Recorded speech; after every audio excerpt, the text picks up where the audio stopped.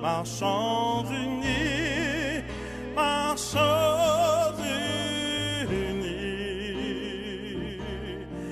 dans nos rangs, ouais, de traîtres du sang, soyons seuls maîtres, marchons unis, marchons unis, pour le pays, pour les ancêtres,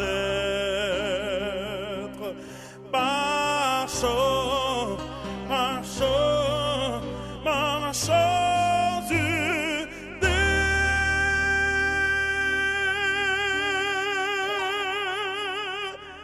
pour le pays, pour les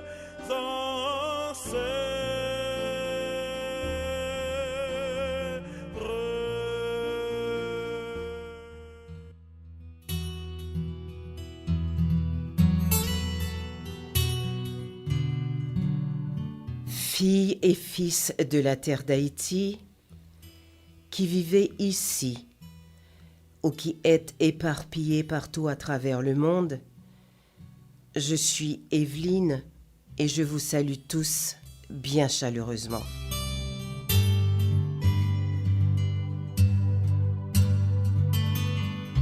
Je suis particulièrement heureuse de prêter ma voix et toute la force de ma conviction dans les changements à venir pour vous relayer un important message, un appel au courage, à la patience et à l'ouverture. Message lancé à tous ceux et celles qui osent croire et espérer en la mère patrie.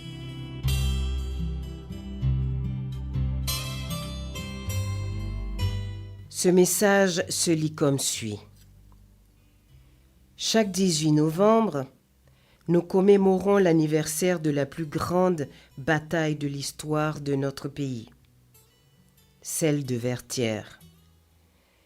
Cette date pourrait tout aussi bien se révéler une occasion propice de rappeler à tous nos frères et sœurs haïtiens que l'heure est maintenant à la réflexion. Nous n'avons pas fait attention au temps qui s'écoulait et pour cause, nous ne nous sommes pas rendus compte qu'une nuit ténébreuse nous enveloppait. Nous ne sommes ni des robots ni des sous-humains. Qu'y a-t-il maintenant que nous ne puissions comprendre? Sinon que comme peuple, nous nous sommes nettement écartés de notre rôle de pionnier, de notre vrai destin, en raison de nos mauvais choix et de notre complaisance. Nos ancêtres, en combattant pour une cause noble et universelle qu'est la liberté, cet état d'être de pure essence divine, jouissaient de l'assistance et de la protection de toutes les forces spirituelles. Mais aujourd'hui, délaissant leur exemple, nous combattons principalement pour nous venger les uns des autres, pour faire triompher nos propres ambitions, même au détriment de la nation et de la vie. Nous nous sommes nettement détournés de la voie illuminée. Nous finirons peut-être par comprendre que l'origine de notre épopée fut mystérieuse et spirituelle, tout comme l'est d'ailleurs l'origine de nos difficultés actuelles. Si les forces d'en haut ont aidé à notre libération, celles d'en bas nous retiennent captifs.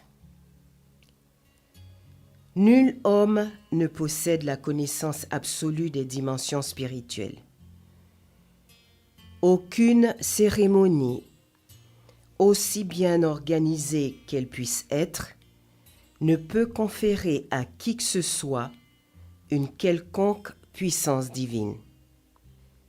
Seul l'abandon de soi, la mise en veilleuse de l'ego, favorise l'émergence de l'énergie divine en nous et nous transforme en instruments efficaces au service de l'universel.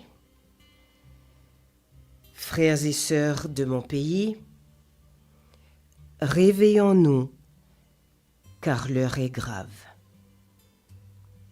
Remontons à la source de l'énergie qui anima jadis nos pères, particulièrement Dessalines, et œuvrons véritablement pour le bien commun.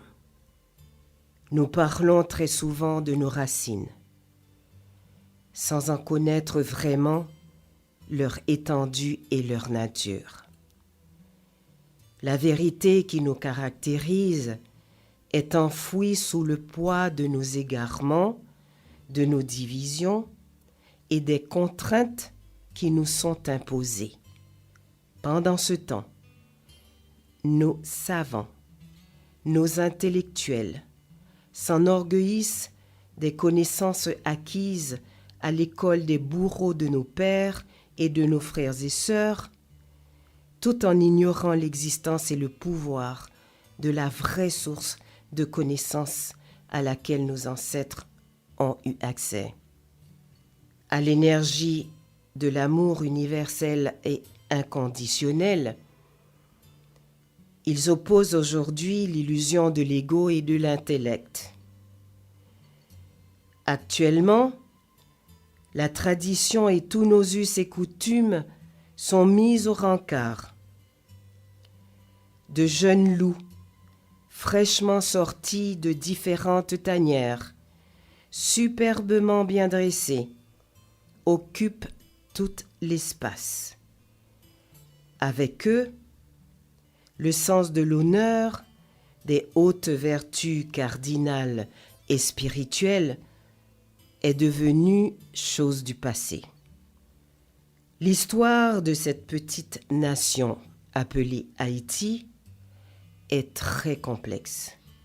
À bien des égards, en dépit de tout ce qui est écrit à son sujet, elle n'est accessible que par les voies de la sagesse et des révélations. Quand l'élève est prêt, le maître apparaît. Il est fondamental que nous comprenions que notre destinée est d'ordre spirituel. Car tant que l'épopée de 1804 demeurera exclusivement un simple motif de fierté et d'orgueil, nous continuerons d'être un peuple errant, perdu dans le désert et l'obscurité. Prenons conscience que l'ère du matérialisme et de ses illusions tire à sa fin. Pendant que nous nous entredéchirons les uns les autres pour la conquête du pouvoir et de toutes sortes d'opportunités, la guerre spirituelle pour la libération de toute la planète s'intensifie de plus en plus. Notre mission de peuple nous replace au premier plan d'une telle mouvance, car il est écrit dans les très hautes sphères qu'ayant bénéficié de l'assistance des puissances d'en haut pour l'acquisition de notre liberté, nous avions, à notre tour, tendu la main à d'autres pays frères afin qu'ils se libèrent à leur tour. En vérité, gardez bien ouverts vos cœurs et votre conscience, et vous serez bientôt nourris et remplis d'une nouvelle énergie d'amour et de discernement. Vous comprendrez mieux alors ce qui se passe autour de vous. Que ceux qui ont des yeux pour voir regardent et voient. Ceux-là qui aujourd'hui exigent notre subordination à l'énergie destructrice du matérialisme et de l'égocentrisme, veulent soumettre notre terre à la domination des dieux auxquels elle n'appartient pas. En effet, pourquoi pensez-vous qu'ils sont impuissants à résoudre les problèmes de cette nation?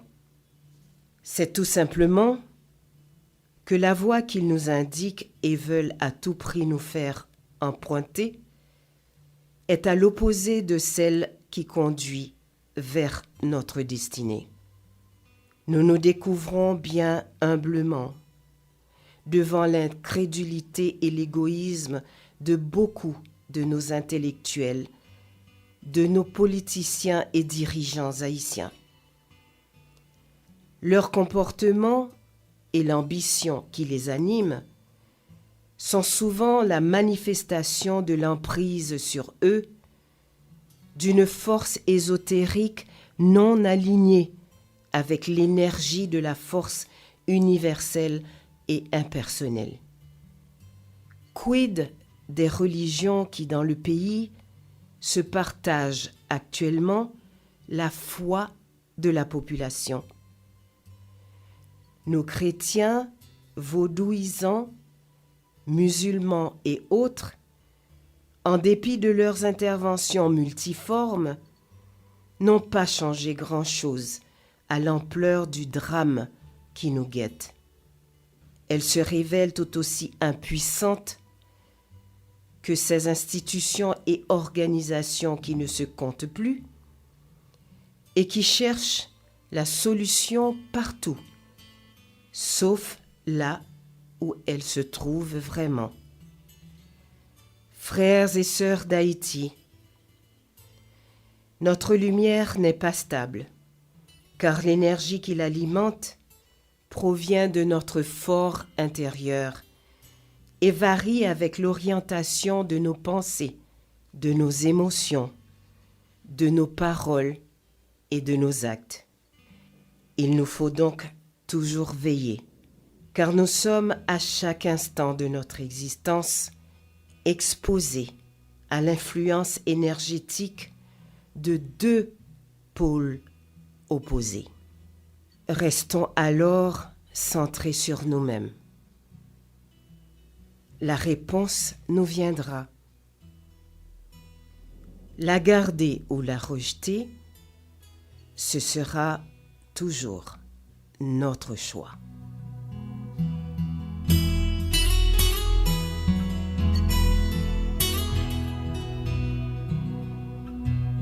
Nous remercions bien sincèrement G4 pour ce nouveau message d'éveil.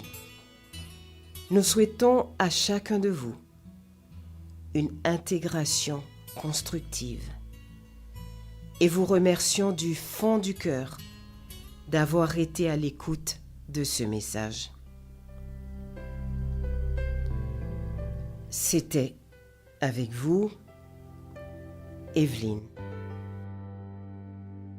Je crois que l'on peut construire un pays, je crois qu'on peut commencer aujourd'hui, je crois que l'on peut vivre en frères et sœurs, avoir un avenir meilleur, je crois, malgré les murs qui nous séparent, je crois.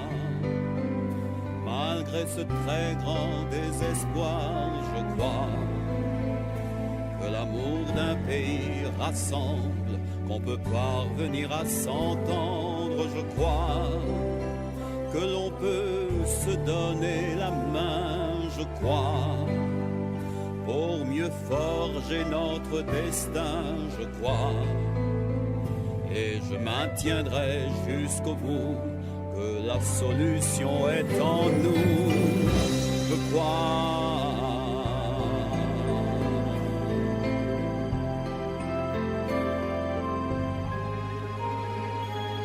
Je crois qu'il y a trop d'enfants qui ont faim, je crois que trop d'hommes meurent pour rien, je crois que l'on peut peut dire tout ce qu'on veut, mais qu'on ne peut plus fermer les yeux, je crois. On peut ne plus se faire la guerre, je crois, pour mieux combattre la misère, je crois. En soulageant tant de souffrances, on pourrait vaincre la violence, je crois. On peut trouver la volonté, je crois, d'agir en solidarité, je crois. Il y en aurait toujours assez si nous on saurait partager, je crois.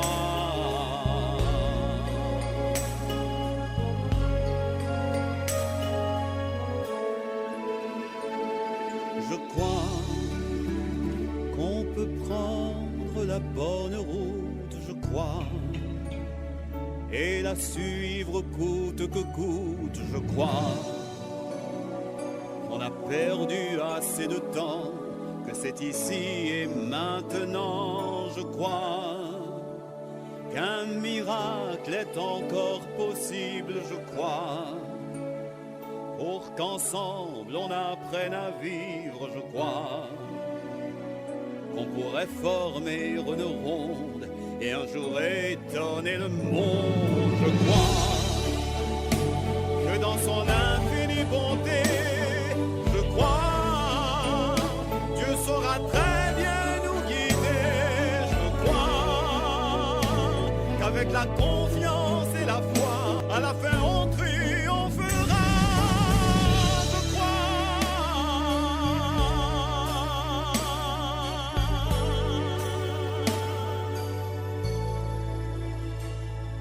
Je crois que l'on peut construire un pays, je crois, qu'on peut commencer aujourd'hui, je crois, que l'on peut vivre en frères et sœurs, avoir un avenir meilleur,